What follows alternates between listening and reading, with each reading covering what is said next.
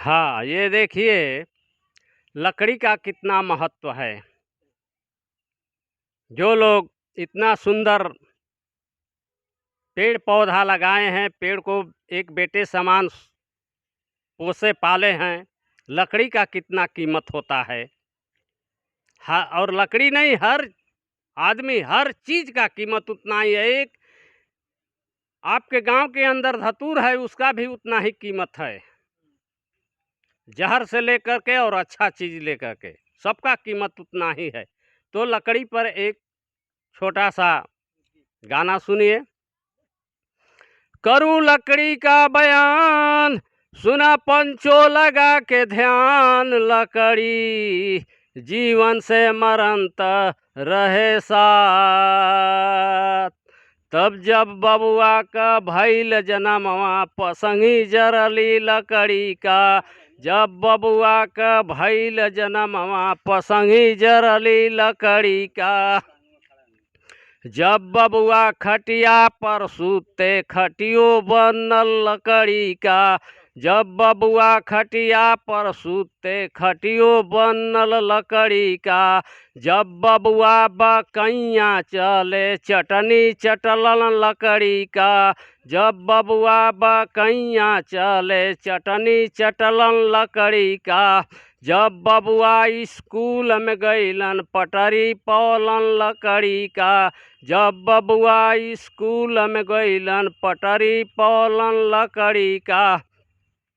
जब बबुआ की आई जवानी, कान्हा पे लाठी लकड़ी का। जब बबुआ की आई जवानी, कान्हा पे लाठी लकड़ी का। जब बबुआ शादी में गइलन, डोली बैठलन लकड़ी का। जब बबुआ शादी में चललन, डोली बैठलन लकड़ी लकड़ी जीवन से मरण तक रहे साथ। जब बबुआ की आई बुढ़ापा, हाथ में ठेंगुरी लकड़ी का। जब बबुआ की आई बुढ़ापा, हाथ में ठेंगुरी लकड़ी का। जब बबुआ मर जेह दिन गइलन, टिकठी सलाइल लकड़ी का। जब बबुआ मर जेह दिन गइलन, टिकठी सलाइल लकड़ी का। जब बबुआ मरघट पर गइलन, चिता सजाइल लकड़ी का। जब बबुआ मरघट पर गइलन, चिता सजाइल लकड़ी लकड़ी जीवन से मरण तक रहे साथ। हाथों की एक भजन है, लिखी गई है, इसको आप लोग सुने। भज मन राम हो चरण सुखदाई, चरण सुखदाई, चरण सुखदाई। भज मन राम हो चरण सुखदाई। एहि चरणन से सुर सर निकली, शंकर जटा समाई। एहि चरणन के वट धोई पियलन, कुलावा के लिहलन बचाई। भज मन राम हो चरण सुखदाई, चरण सुखदाई, चरण सुखदाई। भज मन राम हो चरण सुखदाई। यही चरणन से चरण पादुका, भरत जी रहे लवलाई। यही चरणन के वट धोई पियलन, कुलावा के लिहलन बचाई। भज मन राम हो चरण सुखदाई, चरण सुखदाई, चरण सुखदाई। भज मन राम हो चरण सुखदाई। हमारे श्रोता भाई, आप लोग कुछ उर्दू में गज़ल सुनिए। तेरी फुरकत में वो साकी रात भर पीता रहा, तेरी फुरकत में वो साकी रात भर पीता रहा, दिल की दर्द गम से होकर बेखबर पीता रहा।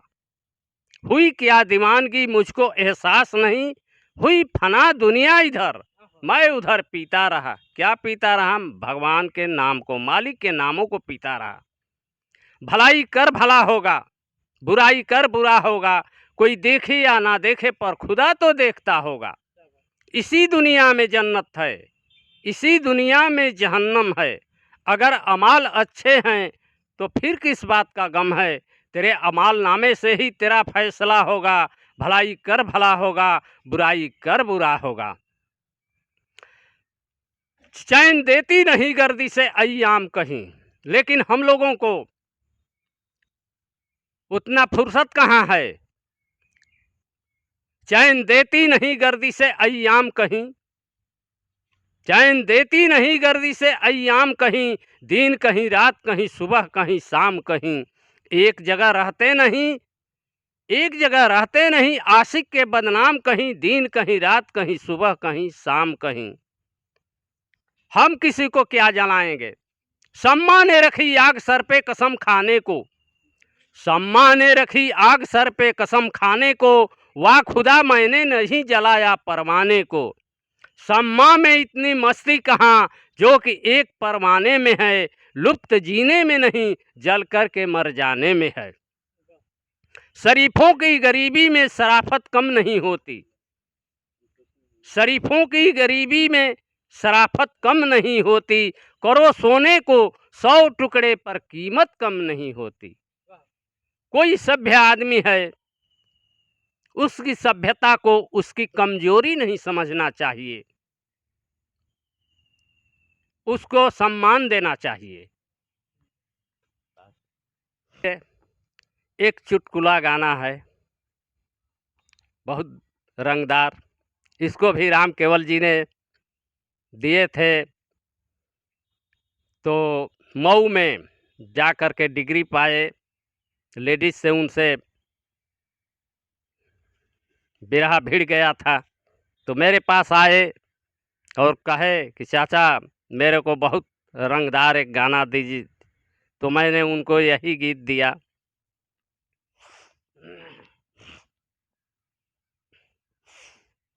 धोबी गीत में लाचारी है, वो जो हमारी बहन बेटियां हैं वही लोग ज़्यादा गाती हैं। हाँ अब देखबा बालमुआ कैसे बनल पैजनिया, बनल पैजनिया हो बनल पैजनिया। अब देखबा बालमुआ कैसे बनल पैजनिया। तब के लियलन पाव पैजनिया, के लियलन करधनिया, के लियलन मोहर माला, के लियलन झूलनिया। अब देखबा बालमुआ कैसे बनल पैजनिया, बनल पैजनिया हो बनल पैजनिया। अब देखबा बालमुआ कैसे बनल पैजनिया। तब ससुर लियलन पाव पैजनिया, भसुर लियलन करधनिया, देवर लियलन मोहर माला, सैया लियलन झूलनिया। अब देखबा बालमुआ कैसे बनल पैजनिया, बनल पैजनिया हो बनल पैजनिया। अब देखबा बालमुआ कैसे बनल पैजनिया। तब कहवा शोभे पाव पैजनिया, कहवा शोभे करदनिया, कहवा शोभे मोहर माला, कहवा शोभे झूलनिया। अब देखबा बालमुआ कैसे बनल पैजनिया, अब देखबा बालमुआ कैसे बनल पैजनिया। हाँ देखिए, एक और सुनिए भजन। इस संसार में आकर के हम लोग, कौन आदमी संस्कार के साथ जीता है, कौन आदमी संस्कार वाली वस्तु को खरीदता है और कौन लोग गंदी चीज़ों को खरीदते हैं। ये संसार में हर प्रकार का मनुष्य लोग हैं देखा जाए। अरे कवना ई लोकवा से साहेब मोर अइलन हो छानेलन, हे साहेब मोर अइलन हो छानेलन, कौना लोक में दुकानिया छानेलन, कौना लोक में दुकानिया छानेलन। अमर ई लोकवा से साहेब मोर अइलन हो छानेलन, हे साहेब मोर अइलन हो छानेलन, मृत्यु लोक में दुकानिया छानेलन, मृत्यु लोक में दुकानिया छानेलन। ई दुकान छना गइल बा, संसार बस गइल बा, संसार के दुकान कहल बा। हाँ, के ई बेसाहेलन खैर सोपरिया हो, के ई लोगवा अरे खैर सोपरिया हो, के ई लोगवा हीरा रतन बेसाहे हो, के ई लोगवा हीरा रतन बेसाहे हो, के ई लोगवा कागवा बेसाहेलन खैर सोपरिया हो, हंस लोगवा जे काग बन के जियता, कागवा बेसाहेलन खैर सोपरिया हो, हंस लोगवा हीरा रतन बेसाहे हो, हंस लोगवा हीरा रतन बेसाहे हो, हंस लोगवा। शिव हो नारायण बाबा लिखलन ऐसन पादावा, हंस लोगवा अरे लिखलन ऐसन पादावा, हंस लोगवा एकर अर्थ लगाई हाँ, हंस लोगवा एकर अर्थ लगाई हाँ, हंस लोगवा। हाँ हेलो, एक धोबी गीत चुटकुल्ला सुनिए। भौजाई ने ननद को समझा रही है, अरे संभार छोटी ननदी हो संभाल छोटी ननदी, चल तू जवानिया संभार छोटी ननदी, चल तू जवानिया संभार छोटी ननदी, अरे संभार छोटी ननदी हो संभार छोटी ननदी, चल तू जवानिया संभार छोटी ननदी, चल तू जवानिया संभार छोटी ननदी, बदलल समाज का रिवाज छोटी ननदी, अरे समाज छोटी ननदी अरे रिवाज छोटी ननदी हो, रिवाज छोटी ननदी, अरे चल तू जवानिया संभार छोटी ननदी, अरे तोहरे ही हाथे माई बाबू कई जतिया छोटी ननदी, अरे इजतिया छोटी ननदी, अरे जानी दी पानिया बिगार छोटी ननदी, जानी दी पानिया बिगार छोटी ननदी, अरे बिगार छोटी ननदी हो बिगार छोटी ननदी, जानी दी पानिया बिगार छोटी ननदी, अरे सब नहीं चिने अपन बिटिया बहिनिया छोटी ननदी, अरे सब नहीं होलन एक समान छोटी ननदी, सब नहीं होलन एक समान छोटी ननदी, समान छोटी ननदी समान छोटी ननदी, समान छोटी ननदी, सब नहीं होलन एक समान छोटी ननदी, हर जानी दी पानिया बिगार छोटी ननदी, अरे मानी जा चल्हाकू बेचूलाल का कहानवा छोटी न नदी। अरे कहानवा छोटी न नदी। अरे मीठ रहबू नैहर ससुरार छोटी न नदी। मीठ रहबू नैहर ससुरार छोटी न नदी। अरे ससुरार छोटी न नदी हो ससुरार छोटी न नदी। अरे मीठ रहबू नैहर ससुरार छोटी न नदी। जानी दीह पानिया बिगार छोटी न नदी। एक भजन है कि हम इस संसार में आकर के और कुछ नहीं ले जा पाते हैं और न जाएगा, यहाँ से सुई भी नहीं जा सकती है। लेकिन एक चीज़ है, हम संस्कार का धन बहुत वजनदार 100 मन का लेके जा सकेला। तो हमें संस्कार सीखना चाहिए। इस तौर पर एक भजन है, अरे कुछऊ न कैला कमाई समैया तो हर बीतल जाला हो भाई। कुछऊ न कैला कमाई समैया तो हर बीतल जाला हो भाई। समैया तो हर बीतल जाला हो भाई। समैया तो हर बीतल जाला हो भाई। कुछऊ न कैला कमाई समैया तो हर बीतल जाला हो भाई। तो 10 बरिस न हो समय रहला, 10 बरिस तक बुद्धि ना रहले। 10 बरिस न हो समय रहला, 20 बरिस चतुराई।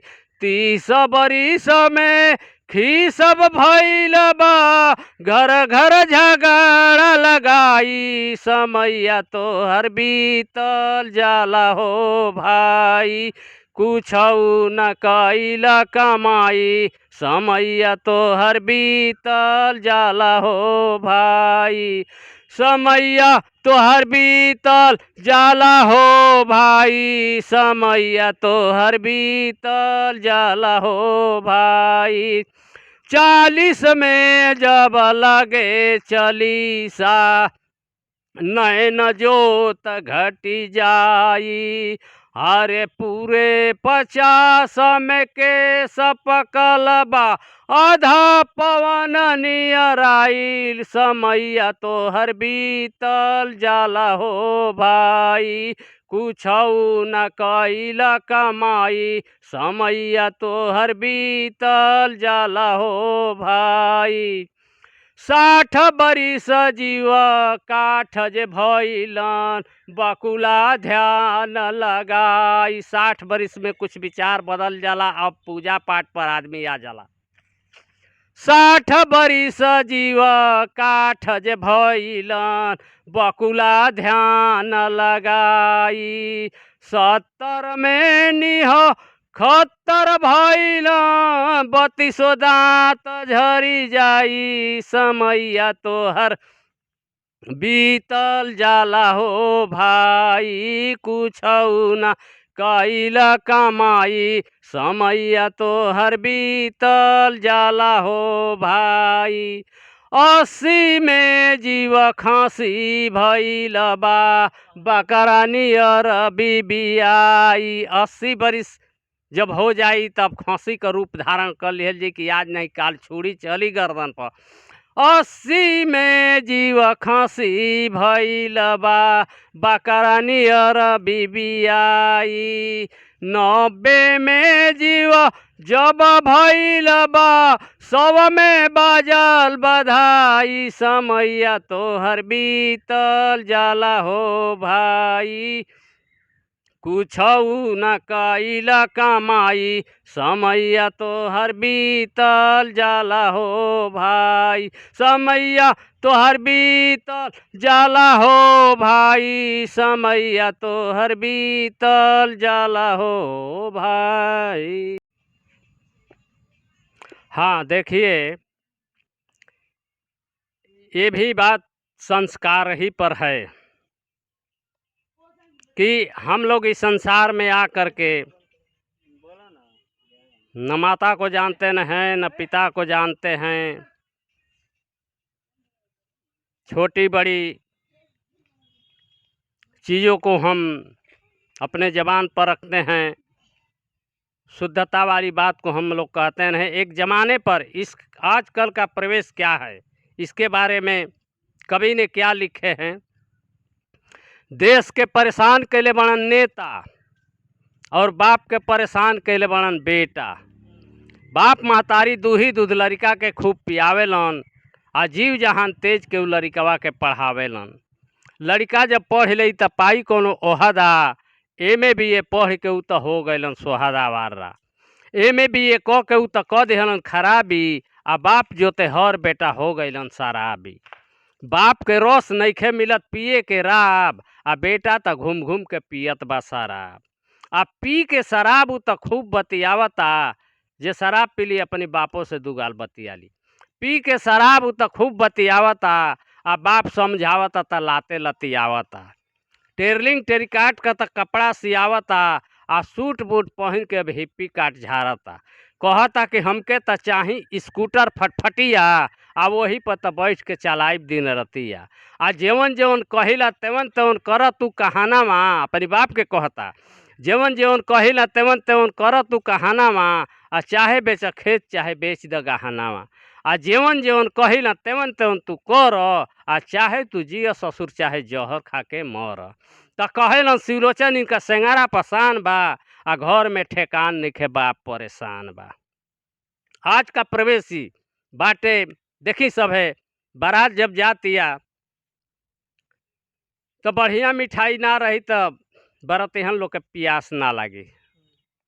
पलंगरी के नीचे चारपाई के नीचे डगरा दे लोग। हमनी का जब छोट रहनी जाता इमरती रसना से आयल रहे 60 रुपया का, दुनिया भर का कहनी जा कि फलाना का इमरती चलता। आज उ देखी सब है कि ओकर का दशा बा। बदल गई जमाना हो, बदल गई दुनिया, आ करही बरही छूट गई चले लागल बुनिया। पुरानकी खनवा के करही बरी कभी बनौले बनन, तो बदल गई जमाना हो, बदल गई दुनिया, आ करही बरी छूट गई चले लागल बुनिया। दाल भात आ करही बरी कहीं कहीं पर चलता, आ पपड़ी प्लेट देख हर जगह हिलता।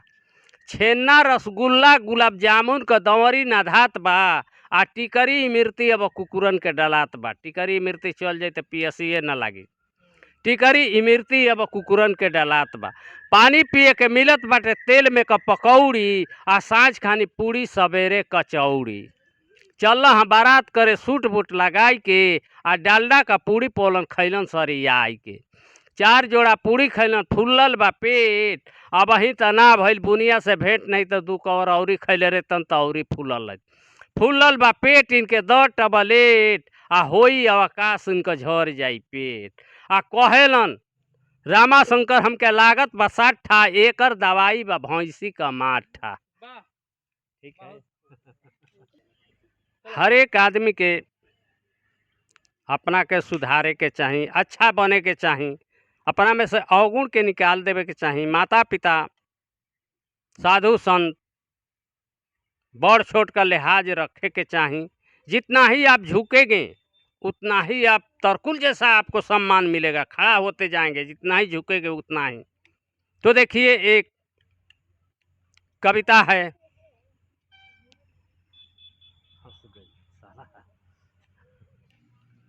लोग अपने को छिप करके अच्छा कहते हैं कि मैं अच्छा हूँ, अच्छा बन रहा हूँ। 10 आदमी के निगाह में छिप करके भले ही बुरा रहें। उस पर एक बात है, नर झूठे न सीता का बाँह गहे, नर झूठे न सीता का बाँह गहे, चुगला न कबे अगुआई करे, बेस्या न कहीं अब सत्ती जरे, भगताई का कंठी कसाई न ले।